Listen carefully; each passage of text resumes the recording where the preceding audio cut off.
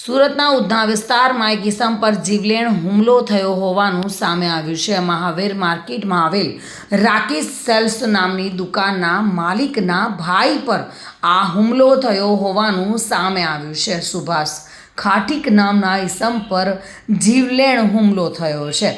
ઈજા પામેલ સુભાષને ખાનગી હોસ્પિટલમાં સારવાર અર્થે ખસેડવામાં આવ્યો છે। જોકે સ્થાનિક પબ્લિકે ઇસમને ઝડપી પાડ્યો હતો અને પોલીસના હવાલે કર્યો હોવાની ચર્ચા થઈ રહી છે।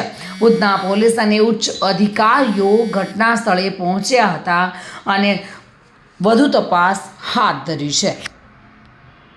આજરોજ ઉધના પોલીસ સ્ટેશન વિસ્તારમાં મહાવીર કોમ્પ્લેક્સ કરીને એક માર્કેટ છે, ત્યાં હત્યાનો એક બનાવ બન્યો છે। આ ઘટના આશરે 4:45ની આસપાસની છે।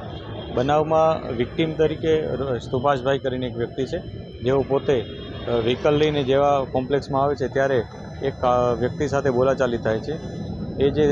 જેની સાથે બોલાચાલી થાય છે એ વ્યક્તિ એમને ચપ્પુનો એક ઘા મારી દે છે। આ એક ઘાથી એમના છાતીમાં જે ઇન્જરી થાય છે, એમને ઇન્જરીમાં કારણે એમનું મૃત્યુ થઈ જાય છે।